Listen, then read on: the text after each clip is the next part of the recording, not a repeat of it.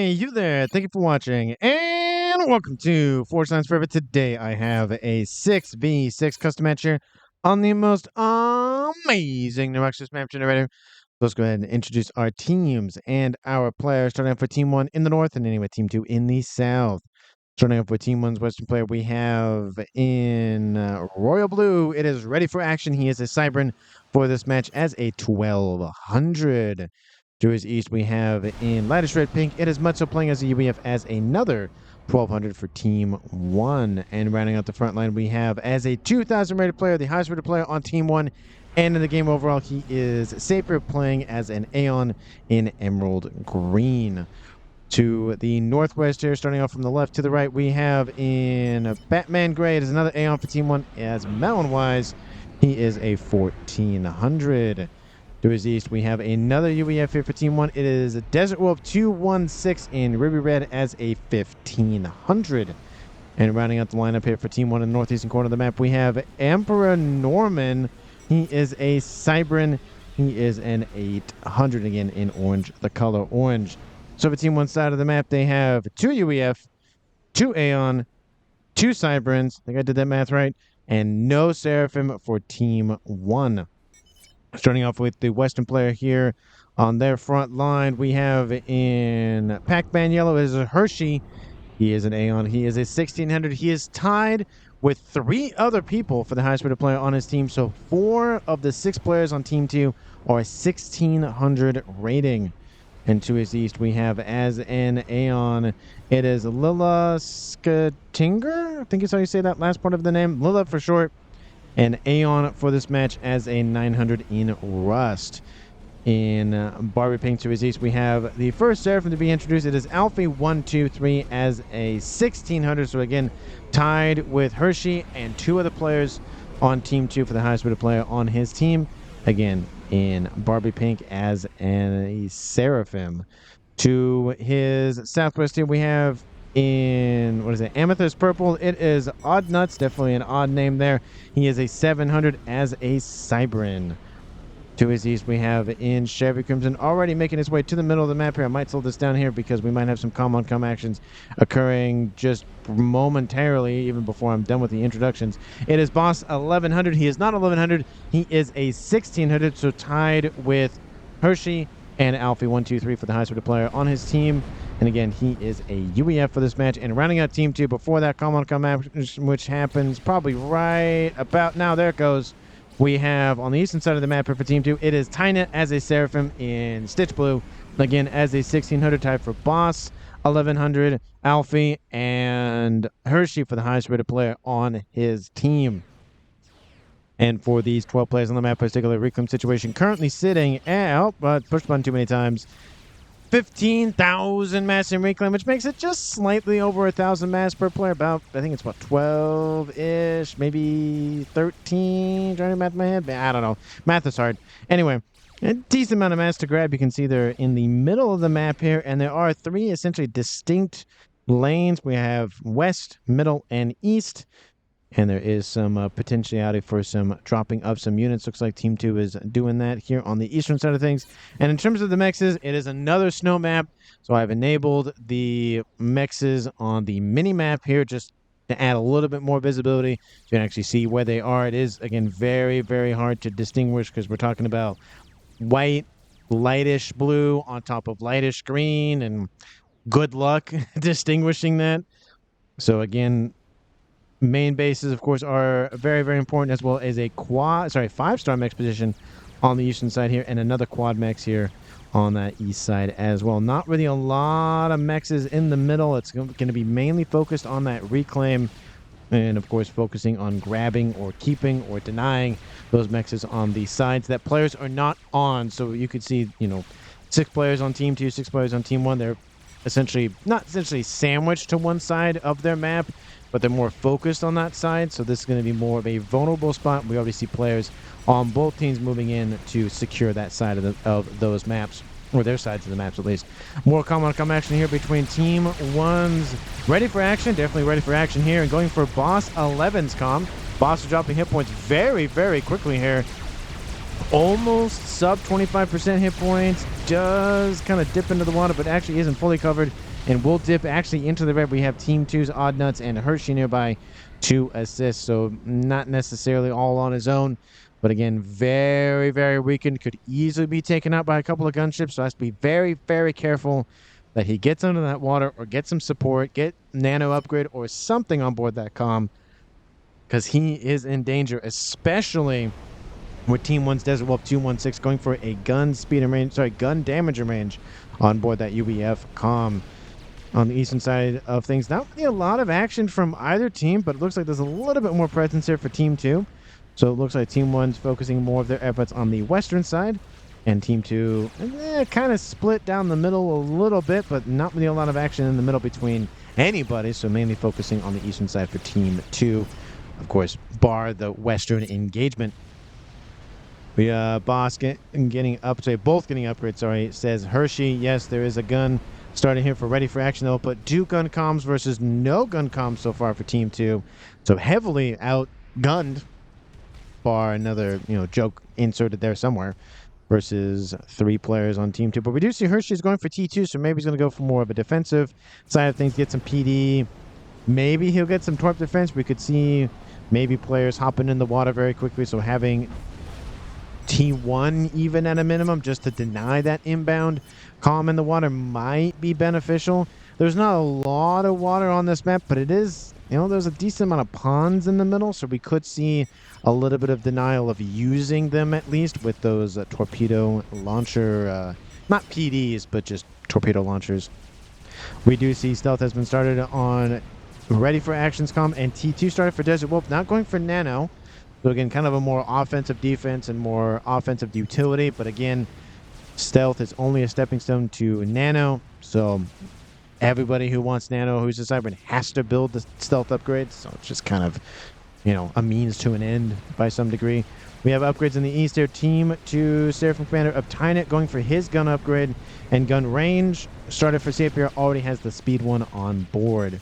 So working his way to Aeon Sniper Commander isn't there just yet. So he's at essentially normal gun upgrade range, but if he goes for that Aeon Sniper, will give him a little bit more advantage. We didn't even talk about Team 2's essentially makeup in terms of factions. Apologies for missing that. They have all the factions represented on their side of the map. They have 2 Aeons, 2 Seraphim, 1 UEF, and 1 Cybran. So again, Team 1 only lacking the Seraphim side of things. They will not have access to the chickens, the Zooey, the Othams, that sort of thing, but they do make up for it by having 2, 2, and 2. So more UEF and more Cybrans on Team 1, technically double the ones that Team 2 have. So that is kind of the trade-off there. We do see T2 stun here for Desert Wolf. Looks like he's hanging next to, looks like he was going to assist just briefly. Desert Wolf and Ready for Action are ready for action. There's the joke. There it is. Everybody can, throw the tomatoes or whatever, or clap or whatever you want to do. Boo, yay, nay, whatever. Eastern side here, we have common connection between Sapir and Tynet. Tynet covering for Alfie. Alfie has no upgrades on board. Tynet only having the gun upgrade, but it is gun be gun. No advanced range, no shield, no nano, no nothing for anybody else. It's just gun v gun, and there is an additional commander there. So technically outgunned in favor of Team 2 and outnumbered technically, but there's a lot of inbound units here. A lot of potential for veterancy for that commander of Sapir, helping him to stay alive in this conflict. A couple of bombers inbound from Team 1 to help thin out the herd, or at least thin out the hit points on board the comm. Looks like Sapir focusing on Alfie's comm. We have a lot of furfurs in here going up to Tynet. Tynet kind of getting bogged down by all of this artillery fire. Not looking super hot. Drops into the red, sub 25% hit points, but it does look like Sapir might go for murder-suicide. Maybe Sapir falling below 1,500. Not looking super hot. And there it is. There's the murder-suicide situation. Gets all 3. Ooh, I didn't notice Alfie was that low, but I guess 5,000 to 2,500 from 2 comms. That is a nice double. Actually, that's a double kill suicide. It's not murder suicide, double homicide suicide, whatever, on Team 1, Team 2 side of the map. But it is in favor of Team 1 now at 5v2 in favor, of course. So again, Team 2 loses 2 of their 1600s for Team 1's highest rate of play of Sapir as a 2,000 rating. So That is something to watch out for, that, Team 1's down their highest rated, but, they still have a couple 1200s, 1500, 1400, and the 800. Team 2 has a 9, 7, and 2 1600s remaining, but it will give a slight advantage for Team 1 because now we see that Team 1's Emperor Norman coming into micro forces over here. And I wouldn't be surprised to see maybe Desert Wolf hand something over to somebody just to make it a little bit easier. Team 2's Hershey will gain control of the entire eastern side. He actually transfers his old base over to Boss so that he can micro the eastern side. We rarely ever see somebody transfer their original base over to somebody else, but he decided to do that. That's probably the smarter call. He'll shift over there, her micro forces over there, and make it a little bit easier than not going back and forth, back and forth, back and forth in that scenario. There's the tac missile from somebody outbound from Team 1. It is Desert Wolf.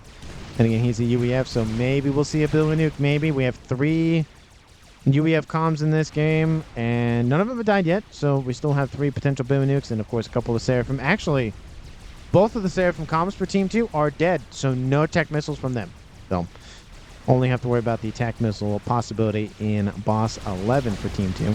Odd Nuts, of course, dropping hit points here in the western side, getting pushed back by Ready for Action. He is kind of all on his lonesome over here, and that's probably will be another kill here for Team 1. It is gun v gun. A lot more units here, and there's that kill. Team 2 will suffer another loss, so half of their players have now been eliminated. At 11-ish minutes on the clock here, Team 2 is down significantly in the APM, but again, this match does last 50-plus minutes, so again, no one's out of it just yet. It could be a comeback. It could be a comeback from a comeback. It could be a comeback from a comeback from a comeback from a comeback from a comeback. Who knows? Crazy stuff happens. All I know is that the replay works. I do a I don't do a very good job sometimes of. There are some replays that I actually just sit there and watch because it's just fun to watch. Anyway. But most of the time, I just make sure it doesn't work. Do my best to just ignore whatever's on screen, go away, forget it, move on to the next one kind of thing. So I don't know who wins, but again, there are those replays where sometimes I'm like, this one is just really good. I want to at least kind of hit some beats in my cast because, stuff going on, all that stuff, and I don't want to miss any important things or just take notes of, okay, a player died roughly at this time, let me be aware of that or that kind of thing. But all the details I try to just forget. Nano started here and done here for Boss 11. So Gun and Nano on board. We'll get him back up into the green very quickly. Ready for Action, again, is very far forward. He is in Team 2's position, essentially right on the door of Hershey's old base. So Boss 11 has the western side. Hershey has the eastern side. And then Team 2's remaining player of Lilla has the middle. We do see the forces from Team 1 kind of crashing onto this position from Lilla. We do see Calm of Hershey in the base here, but he is moving eastward. We do see forces just going at it between both of these players. Again, they're not going for the base, they're just going for the units. I'm trying to just keep Team 2 bogged down with all of the nonsense. In terms of income, it is favoring Team 1 at about 13 minutes, about 400 versus 325. So I'd say about 75 mass in favor of Team 1. But again, as we've seen many times over, mass income is not the end-all, be-all, is not the only thing that matters. Mainly what matters is how much are you producing, how much are you actually using, because, you could be floating mass, that sort of thing, and how efficiently are you using that mass. Because you should be producing, 3, 4, 5, 8,000 mass, but if you're throwing 90% of it away, what's the point of producing that mass? No point. And you're just going to let it just throw on the field kind of thing and maybe get in the hands of your opponents, and then they have a bunch more free mass. They didn't even have to spend any time or energy getting besides just sending a couple of engineers to just reclaim. So again, you have to be very, very careful with overproduction because sometimes you overproduce and then, it kind of just barrels down from that. Western side here, we do see a little bit of build-up here from Team 1 trying to establish a forward operating base on Team 2 side of the map. I think I read that name correctly. Yep, I'm not going to say... Yep, that is what it says. So everybody has read that. Hey, it rhymes. That's something, but I'm not going to read that out loud. We do see Gun has been starting to hit from Mutsu in the middle. Has T2 on board. Has, really not faced any sort of issues of his opponent of Lilla. Essentially just hanging out, maybe doing a little bit of sim sitting, just a little bit. We're getting some more T2 P-gens online, getting a nice little gun upgrade. We do see that Team 1 has made a little bit of effort of trying to push into Team 2's side of the map. Decent amount of Ilshis running around. One tickle cannon and a radar system is not going to stop those Ilshis. We do see Norman is just not bailing, but retreating because he knows if that force comes in and goes after him, he's not going to have enough firepower, whatever, to face off against that horde. We do see actually a couple of T3 units in there as well, so definitely does not have enough to stop this incoming push, at least for now. Ilshis do not have hover tech, which means they have to go on land. So you could just establish a nice little kill box here, put a bunch of shields, PD, maybe a couple of T2 artillery, maybe on this side over here, shooting into that nice little kill box there. You don't want to be in the kill box. You're going to be shooting into the kill box. Western side here, things have kind of died down a little bit. Of course, we've had four deaths in the game. 1 on Team 1, 3 on Team 2. It is 5v3 in favor of Team 1. So again, that will lead to a little bit more versatility as the game goes on in terms of APM. But again, it does give a couple of players a decent amount more mass. Both the players on Team 2 that have at least 2 bases, over 100 mass, and Boss at 3 bases, almost at 200 mass per second. We see a comeback here from Team 2 on the eastern side. Lots of Ilshis. Love those T2.5 units running around. 22 of them, in fact, with a couple of Optims mixed in. Lovely, lovely. We have a Strap Bomber overhead, which will try to thin those numbers out. But again, it's one of those things. Maybe T2 gunships would be a little bit better. We even have Ilshis being dropped off here by that transport, trying to get a little bit behind Team 1's defenses, which not terribly well, but hey, an attempt is better than nothing.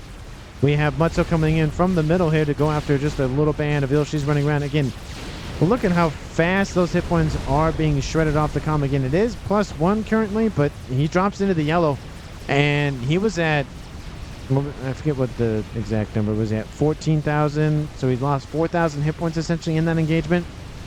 It's kind of a lot for 4 units. Done very, very well. Ilshis are very, very annoying. Norman in the base here for Team 1's Desert Wolf, handed over from Sapier, and the forces are getting into his base. A couple of T2 PD trying to be deployed. He will lose a couple of P-Gens, at least T1s, and it might be enough to drive off this force. Western side, anything too crazy. Counterattack outbound from from Boss, who, again, with triple base online, has T3 land units online and pushing back Team 1. So it looks like it's about... Actually, technically, I think it's a little bit in favor of Team 2 at this current moment. Couple of Autumns dropping up in the base here for Mutso, and Hershey doing a very good job of just saying, hey, you couple of guys go there. Hey, you couple of guys go there. Hey, you couple of guys get dropped off here. And look at this. All these engineers going to get killed off. All of that mass being spent on PD. Gunship inbound from Desert World to help assist. That helps out a decent amount. Norman over here. There goes Norman. Does kill off almost the entirety of this platoon over here of Ilshis, but he has now been kicked out of the game via a giant explosion, comm going critical, that sort of thing, because just excessive damage and the whatnot. Not even 20 minutes yet. We've lost 5 of the 12 players, still in favor of Team 1, 4v3. But again, that APM is slowly starting to catch up here for Team 2. And instead of it being 5v3, now it's 4v3. They get one more kill. It's tied back up at 3v3. And that's just how it goes sometimes. We do see, again, more units stacking up here. Again, not really a lot of attention has been paid by either team in the middle of the map. A little bit more PD and defenses and whatnot, but not terribly much. This group of forces should be enough to deal with that. They will probably take a little bit of loss, but a couple of T3 units, decent amount of Ilshis, should be perfectly fine. Team 1, player of Millenwise stacking up forces in the kill box. Again, I don't want to be in the kill box. I want to be shooting into kill box. Or retreating from the kill box and forcing the opponent into the kill box. That's probably the only good point about staging in it. If you have to fall back, then your opponent's in it and you're not, instead of retreating into it, which isn't necessarily a bad thing. If there's support, no, they're bad. But if there's not, then you should be fine. It's just the booping and the confined space and pathing and all that kind of makes it difficult with especially T4 units, especially something this big. Putting a couple of chickens, colossi, maybe a crab. Crab might be able to walk back straight, but still, it's just kind of a tight environment. Actually, to be fair, the crab can dip into the water, so don't have to really worry about just using the land in that sort of case. We do see the rating from Team 2 has stopped here from Hershey. and that has given a little bit more time for Team 1 to rebuild. We do see the ecos are pretty much evened out in terms of the leading here. It's just maybe slight. Oh, no, it's just constantly going back up. Oh, no, it just numbers can't keep still. So let's say just 700 mass for both teams and call it a day, because that number is not going to stay still. Team 1, of course, has 4 players left, and Team 2 has 3 players left. Team 1 lost Norman just earlier, and Sapir, the highest rated player on their team and in the game overall. Team 2 has lost Odd Nuts and then Tynet and Alfie at the same time. So 3 players died in that explosion of Sapir, Alfie, and Tynet. Definitely a way to go as a great opener of the game, but it is sad for those players who are like, well, either I stay here and I help out as the man in the chair, the man behind the curtain, that kind of thing, or they leave and go play another match. It is hard, especially that early. It does suck to die that early. It just does. 25 minutes, 30 minutes, 45 minutes, that sort of thing. If the match lasts 50 minutes, is not terrible, but if the last match 2 hours, then yeah, it's not super great. And there are players, I'll give them credit, that stick with it. Even if they're like, okay, I'm going to die. I died. I'm going to help out as much as possible, because even if you die, even if there's even 1 player left out of an 8-player team, if that 1 player does survive and make it to the end of the match and win, everybody wins. So it's a one for all kind of a scenario. Lots of T3 units on this eastern side here for Team 1. And he's really stacking those up. Would love to see a nice little Colossus. He does have, again, his main base and maybe his main production facilities over here. He has all that mexes over here. Is he producing a couple of T3 pigeons? Okay, he is primed a Colossus here shortly. So he is thinking about it. Love to see that. Team 2 probably is building some sort of experimental somewhere. Triple base with boss 1100 probably, but I would assume, yep, okay. Soon to be a chicken online for Hershey. Not going for Aeon Tech, going for Seraphim Tech. I guess he did give pretty much all of his Aeon Tech over to boss 11, so he's just sticking with the Seraphim side of things. But, it is nice to have Aeon T2 mobile shielding and hover flak, but I guess Seraphim also have hover flak and mobile shielding, but T3 instead of T2 for the hover shield. Couple of bombers running around. There is a monkey load online here for Desert Wolf. Again, bigger, larger experimental icons. I probably will shut up about it. Maybe this will be the last video I comment about it. Maybe tomorrow will be the last video I comment about it. But again, somebody's made a comment that maybe it's a version of a mod that I installed for UI, and that was just part of the packet.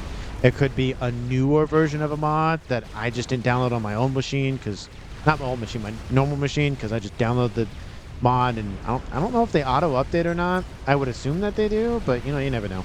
Anyway, still have not found the exact cause, but it might be a mod thing more than anything else. So I would assume it is a mod, because why would it not be?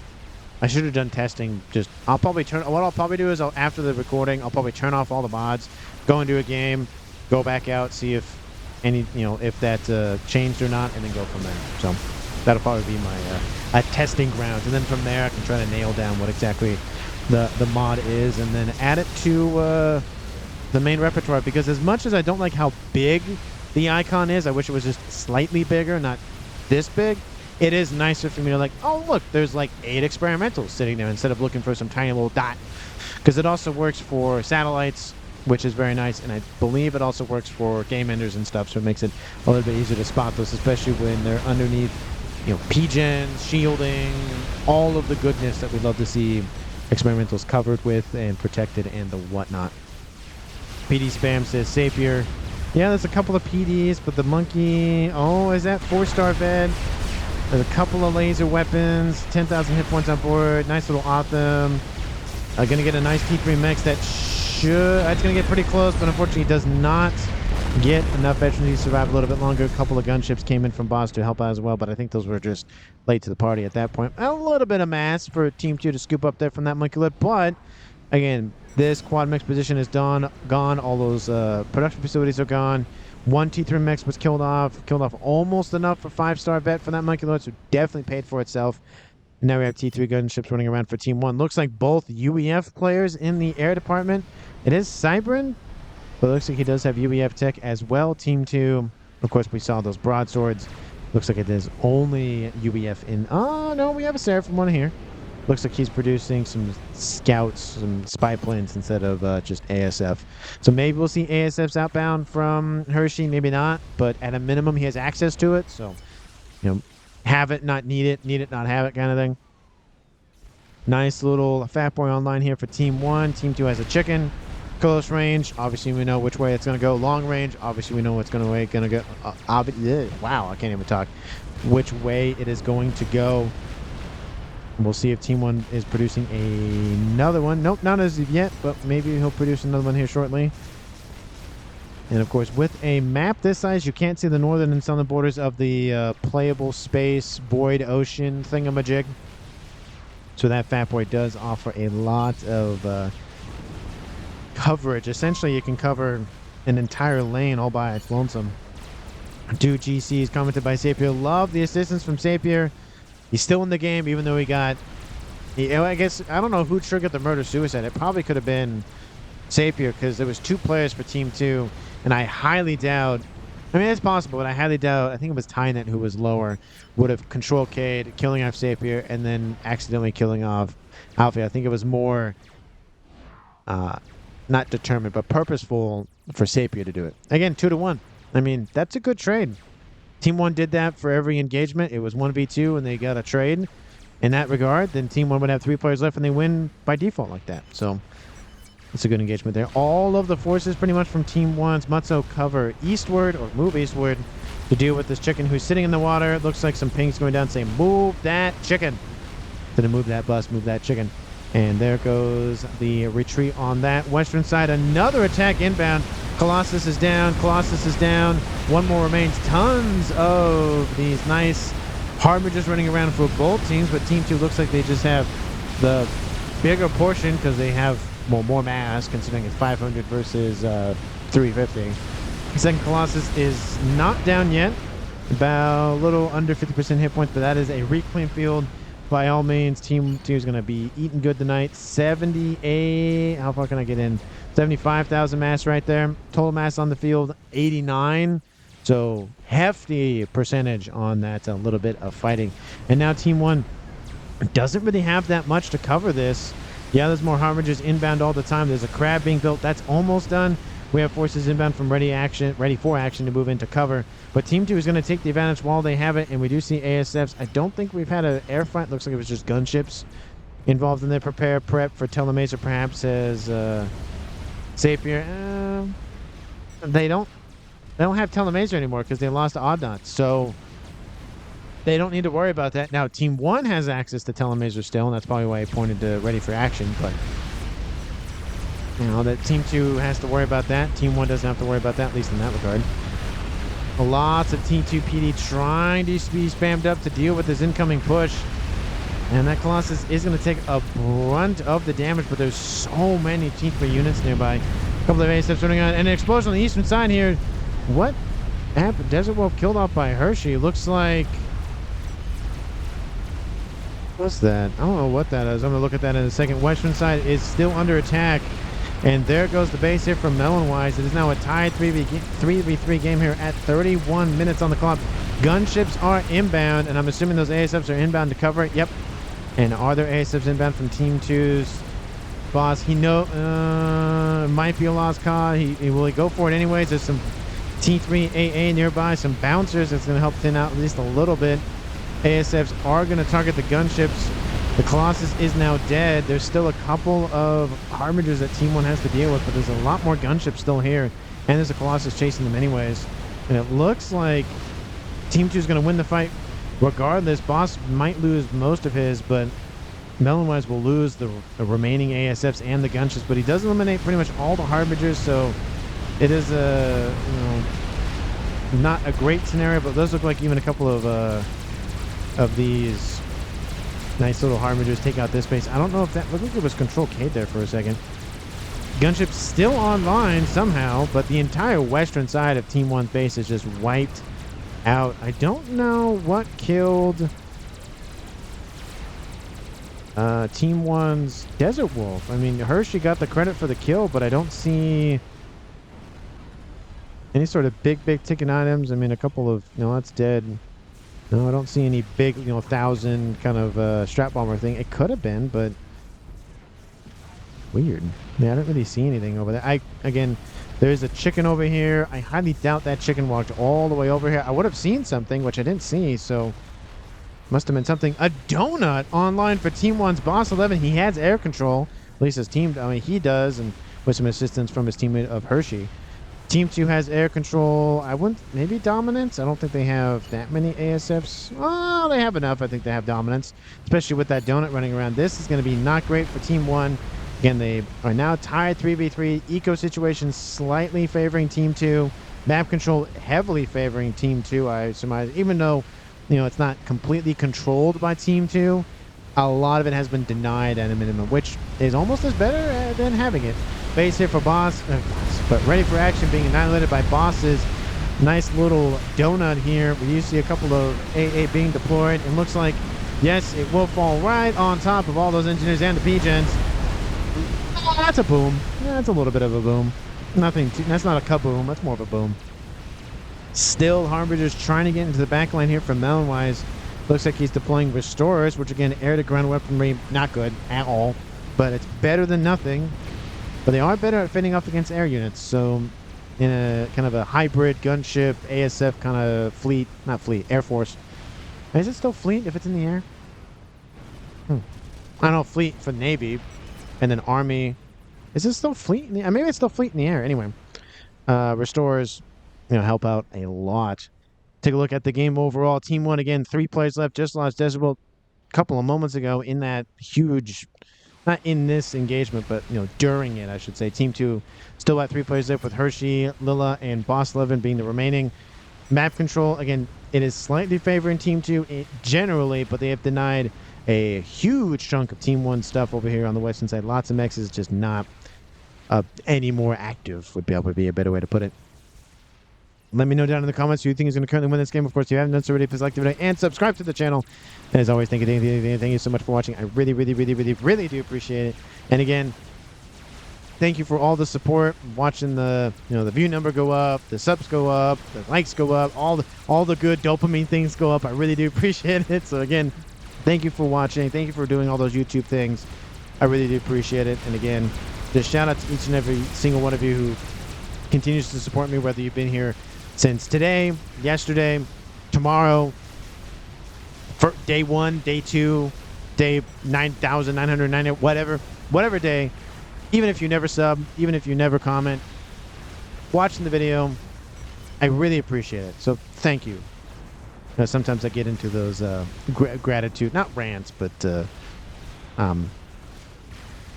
just not on and on. But you get what I mean. Sometimes I kind of just continue on in a direction and I kind of just don't stop. So appreciate those who stick with it, because I rant about whatever nonsense and I go on about whatever random thing. So we do see a nice little satellite online for Team 2 as well. So UEF Tech doing UEF Tech things.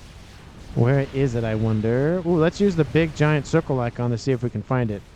And it's right there in front of my face. Look at that. Even with that big icon, I still can't find it. Is he going to build another one, maybe? No, just expanding his air grid. I do like the air grid, how it's just a thin rectangle. Not any issues with cascading there. Yeah, you'll get a little bit of a volatile explosion to the next one, but you have to damage essentially every single one in the line. If there's a break, good luck. You're not going to get it. Awasa Bomber online for Team 2. Lovely to see that. It is already in the yellow. ASFs, though, yeah, they got that number, and they called it, and they ripped it out of the skies. We did see, oh, it did drop a bomb at the last moment, killing a couple of forces off, but hey, something's better than nothing. Colossus trying to stem the bleeding. Chicken is just going to rip that Colossus apart. It will be a little bit of crash damage on board that Chicken, though, so that will be something that he will lose out on. Again, it's not a lot, but again, something's better than nothing. Second Colossus to replace the first one. Its brother, going to get revenge. Fat Boy needs to get out of there. The power is down. Shield is down. That's not good. That's one of the reasons Fat Boys actually stay alive long term, is because they have that 20,000 hit point shield. Chicken is down. A couple of Percy's help eliminate that. But now we have Mutzo on the front line on the eastern side. And essentially, Mountain-wise mixed in with Ready for Action on the western side. We see lots of gunships. Flight of the Valkyrie is starting to play through my head. Another donut online for Team 2. Team 2 likes their air experimentals and then pseudo air experimentals with the laser. I don't count it as an air experimental. You cannot target the satellite itself. You have to target the ground unit, ground station. So I call it more ground unit. There goes the donut, wiped out pretty quickly. And is there really an air fight in that mix? Yeah, a little bit, but all those anti-air missiles on both those restorers plus all the ASF in the area. Not a good fight for Team 2. I think Team 2, well, they still have some ASFs, but it's definitely starting to favor Team 1. Couple of Colossi with a crab support. Lovely combo there. Another Fat Boy online from Mutzo. Laser going after the air grid for Melonwise, though. That's not great. He does still have a Cyber one and a... Ooh, he has a nuke. And Tactical Nuke is done. Nano is done. Teleport is... Ooh, we could have a Telebilly online here for Team 1. Ooh, he doesn't have T3 Engineering Suite. That would be the one thing that I would say. Oh, did he cancel the teleporter? He did cancel the teleporter. Okay. That's probably why he doesn't have it on board. But anyway. Still no attack on the Team 2 side of the map. On the air side of things, ground side of things, looks like it's going to just be slightly stopped. There's 2 Colossus coming in to secure that avenue of attack. So it looks like not really going to get in that way. But, you know, they are going to clean out Team 2's presence on their side of the map at least. And, of course, now they have 2 donuts to reclaim. Which, again, donating mass is... It's unavoidable at times, but... definitely does not help things. Team 2, 1.4. Team 1, 1.1. 39 minutes on the clock. Nobody has died. It's been a minute. It's been more than a minute, but it's a phrase nonetheless. We have 2 players for Team 1 hiding in the same little pond over here. Teleporter started here for ready for action. Bobby prepping for laser, because again, he's the only one on Team 1 that has that. There is a UEF, a Cybran, and an Aeon left here for Team 1. Team 2 has 2 Aeon and a UEF. No Cybran. And the Seraphims were destroyed earlier in the match. So, Team 2 kind of limited on the calm deployment options. That would be probably long range or close range in some instances. Telebilly or just Billy in general for boss. And then possible Telebilly. We saw the teleport barely started. Is he building it? No, but he's loading his missiles. Probably needs to get T3 Engineering Suite to help expedite that. I've seen Furv is a good example of somebody who goes T2, missile, T3, tactical Billy Nuke, and then just load. That guy fires so many Billy Nukes. Man, he's like the guy. Every time he's in a game now, I'm like, he's gonna build it. You know he's gonna do it, and he still lands them. Like, it is impressive. Anyway, Nuke, regular one, outbound, first one of the game. 40 minutes, a little bit after the dot there. Where's he going? Oh, do you have? You do, and Team 2 has their own nuke. Ooh, but Team 2 again has an SMD as well. Does Team 1 have an SMD? You have an SMD over here that is not gonna cover. No, that is vulnerable up there. The SMD will shoot down that nuke. I think it already just did. Never mind. But Team 1 is launching a land assault. Another crab inbound. Those Colossi pushing the way in. 2 Colossi in defense. Fat Boy as well. Another Colossus in defense. T3 artillery has been started for boss. And more mass fabs and stuff like that for Lilla. We do see boss over here, nano laser and nano shield and gun for him. Hershey has, well, he was over here, just T2. He's loading that nuke, almost about to fire. It's gonna go after the air grid. Team 1 is gonna lose that thing. It's gonna be devastating. A lot of the air grid here for Millenwise has been wiped out by the laser. Laser is killed off. 33,000 mass, and that land army is starting to engage. 3v2 laser situation here in favor of Team 2, plus a Fat Boy. The forces for ready for action, just again, not really that close. Teleporter done for ready for action. There's the laser. It took over 6 minutes to build that laser, or upgrade, or no, teleporter, sorry. Laser is the one that's being built. But in the east, 2 Colossi plus 2 Fat Boys, but there's only 1 chicken here. Lots of T3 units. Lots of those anti-air laser tank. No, sorry, laser lightning tanks. I guess they fire. It's kind of sort of a laser. Nuke is outbound. Did I make the assumption correctly? No, I didn't. He's not going for the air grid. He went for the land base for Mutzo. Interesting. Is that the UEF? No, that's the Aeon one. UEF1's over here. The UEF1 has the SMD in it. I feel like that's such a missed opportunity. I mean, there's an SMD here. There's a backup one. Oh, I thought I saw a backup one in there. Maybe not. Here comes the nuke. First one of the game to land. Kills off multiple mexes. Kills off tons of P-gens. Not a good day for Mutzo. Drops his eco a decent amount. Team 1, 1.1. Team 2, 1.4. It's going to hurt the eco situation, at least catching up to Team 2 a little bit. And the attack will just kind of not happen. I feel like... I mean, he probably could have done it with 2 Fat Boys, 3 Colossi, and the combo of Mutzo over here. Looks like maybe somebody spotted him for Team 2. Oh, yeah. Oh, maybe they see him. Maybe very briefly. Do they see him now? Nope. Looks like constant spy planning may just barely keep him on Team 2's radar. But, again, that I don't think that Blue Nuke has landed as of yet, if it's been launched anyways. Laser is coming online here for Team 1's ready for action, but it's still going to be a minute before the thing is done. Even if he teleports in, I don't know. Counter laser online for Team 1. This thing is not shielded. Oh, missed opportunity to keep that thing online. Maybe enough engineers will build it fast. Oh, yeah, it'll be built fast enough. Unnecessary damage to the laser. We do see the artillery piece is unshielded as well. It is now essentially done. Team 2 has, again, long-range options. Nuke, laser, artillery. The only missing game ender, whether it's not long-range in terms of Paragon or long-range in terms of Nuke or artillery piece. I guess technically you can count Paragon being a little bit long-range because it's usually coupled with a Salvation, so technically, but I usually like to think of that as just a... You have infinite money, so you can buy whatever you want anyway. So, doesn't matter what it is, short range, long range, medium range, under the water, not under the water, hover, not hover, goes under the water, comes out of the water, you know, all that stuff. Has legs, can sprout legs, the Salem being the one I'm calling out. Has cloaking, doesn't have cloaking, has hover, doesn't have hover, all the things. You buy whatever you want. Or build, you know what I mean by buy. Build, produce, whatever. 2 crabs still over here for ready for action. He's focusing a lot of his attention on that upgrade. He does get a 3rd one online, so it is 3 crabs versus a Fat Boy and 2 Colossi. And there's 1 artillery piece now online getting its ringing of its shield, or sorry, its P-gens, and then shielding to protect it. Is there a 2nd shield on that? Yes, good, okay. SMD next door to that, SMD there. And SMD there with a nuke. Nuke is about to fire. Lovely timing there. There it goes. And looks like power is kind of an issue here for Hershey. Is he reclaiming that? Oh, no, it just looked like it because the Aeon, it's not the same assist signature. There's the nuke onto the air grid. Again, no SMD. And that nuke has to fire immediately or it's going to die in its... housing in its silo, but looks like the nuke is outbound. There it goes.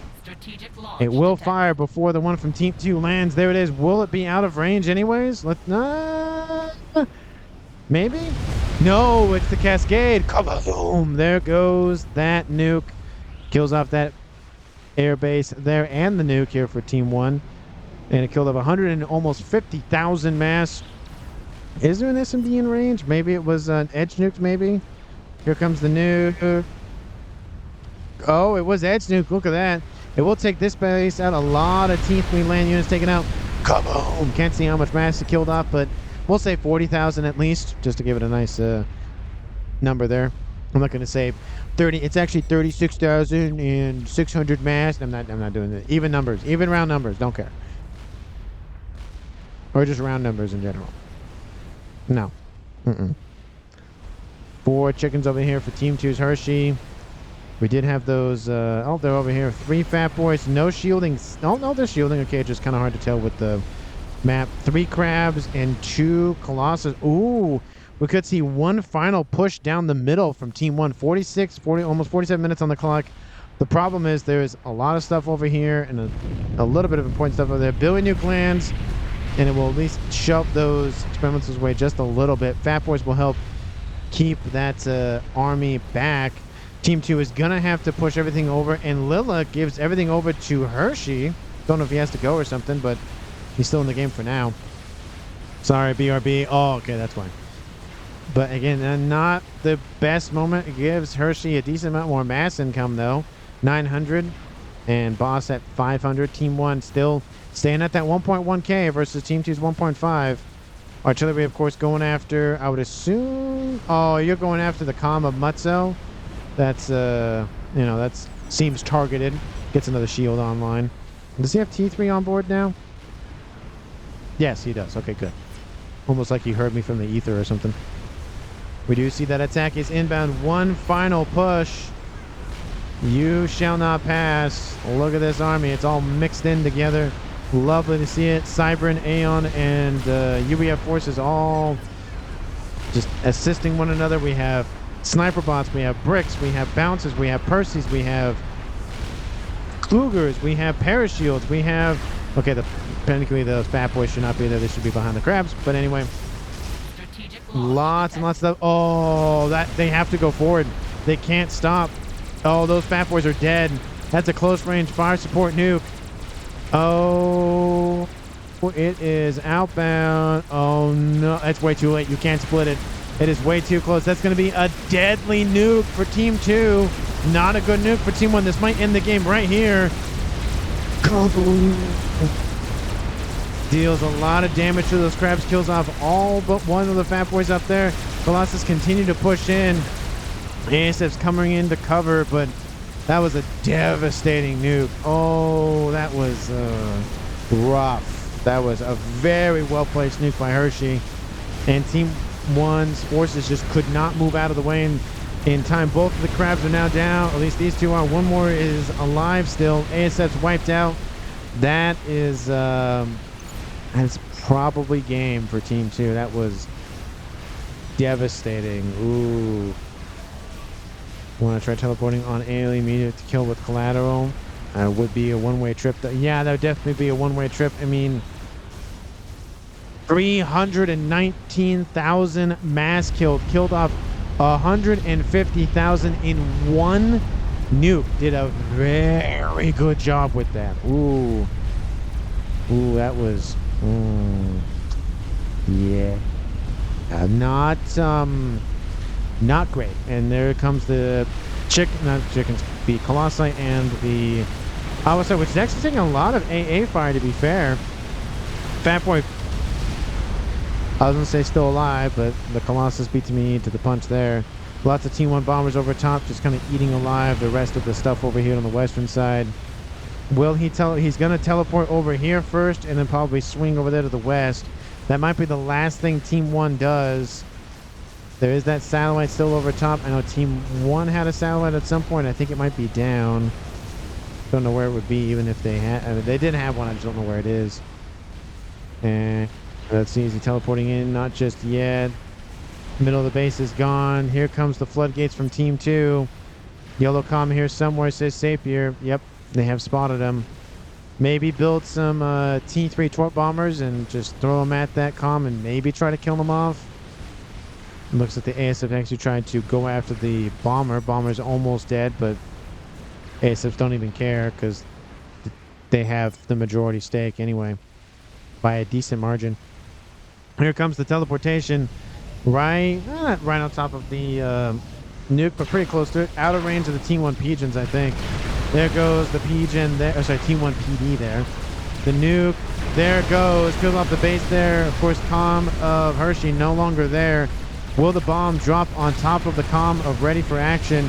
He's at 5-star vet. Killed off 34,000 mass and climbing, killing off all the engineers. And will he teleport out of there? Nope, there he goes. And like, I forget who, I think Sapir said it was a one-way trip. And there is the Colossus bearing down on ready for action's base. Satellite taking out S&D. Kind of a little bit on that, unless Team 2 has a secondary nuke somewhere I didn't notice. And artillery still online. Second artillery online now. Oh, there's their... Okay, yeah, we know where their satellite is. I don't know where the one for Team 1 was.